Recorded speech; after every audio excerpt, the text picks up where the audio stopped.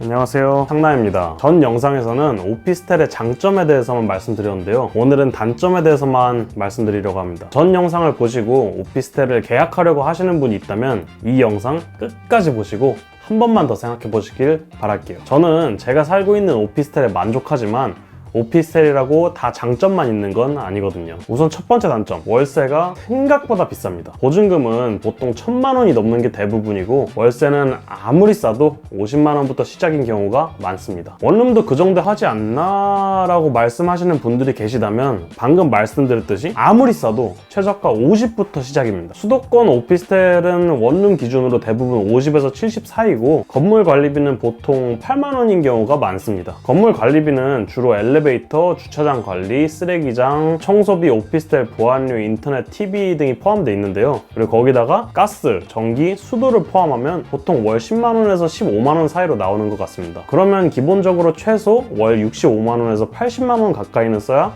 오피스텔에 살 수 있는 겁니다. 거기다가 요즘은 전세자금 대출도 굉장히 잘 나와가지고 웬만한 원룸은 월 이자 15에서 20만원이면 구할 수 있는데 본인이 전세 대출의 자격 요건과 여유가 있으시다면 말해 뭐합니까? 전세가 짱이죠. 어디 전세 월세를 갖다 붙이겠어요.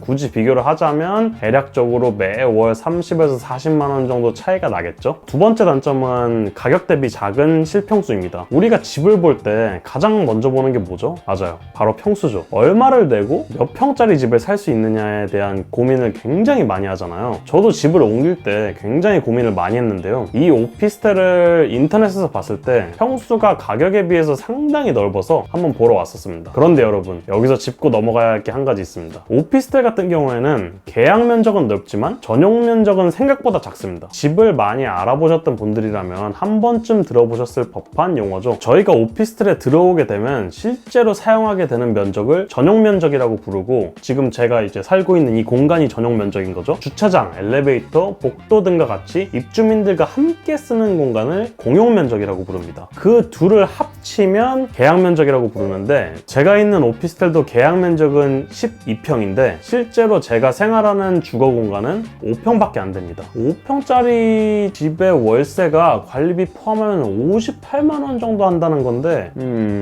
마음만 먹으면 5평짜리 주거 공간 서울에서 50만 원 이하에 얼마든지 구할 수 있거든요. 평수에 비하면 생각보다 비싼 편인 거죠. 세 번째 단점은 방음이 잘 안 된다는 점입니다. 물론 원룸과 비교를 했을 때 오피스텔이 훨씬 방음이 잘 되는 경우도 많죠. 그렇다면 오피스텔의 소음은 어떤 것이 있을까요? 바로 생활소음입니다. 실평수, 즉 전용 면적이 작다 보니까 옆집, 윗집, 아랫집 타닥타닥 붙어 살기 때문에 생활소음이 굉장히 잘 들립니다. 여러분이 아주 운이 좋은 사람이라면 문제가 없겠지만 보통 그러기 쉽지 않죠. 배달 음식 도착하는 소리, 문 닫는 소리, 여는 소리, 복도 걸어다니는 소리, 세탁기 등 각종 생활소음이 난무합니다. 저 같은 경우에는 옆집 아저씨, 형, 동생, 총각께서 술을 마시고 이별 노래를 불렀다는 그런 슬픈 일화가 있습니다.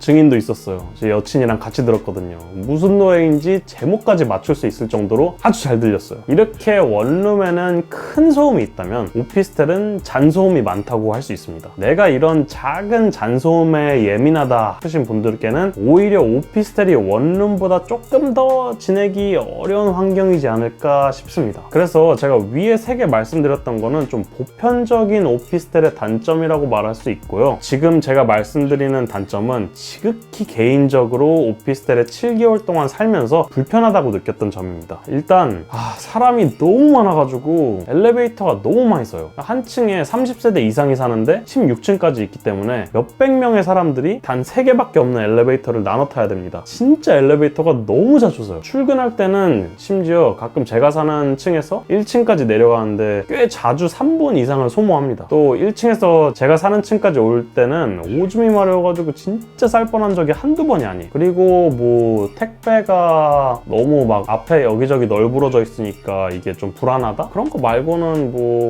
큰 단점은 없었던 것 같긴 하네요. 자, 오늘은 이렇게 오피스텔의 단점에 대해서 알아봤는데요. 소음과 공간의 크기에 예민하신 분이 아니라면 오피스텔의 단점이 아닐 수도 있습니다. 고로 사람에 따라 문제가 아닐 수 있다 있다 이 말입니다. 혹시라도 이전 영상 오피스텔의 장점 6가지를 못 보신 분이 있다면 우측 상단에 그리고 더보기라는 링크를 달아놨으니까 한번 참고하시면 좋을 것 같습니다. 그럼 다음에도 여러분들께 도움이 되는 영상과 함께 찾아뵙겠습니다. 그럼 안녕.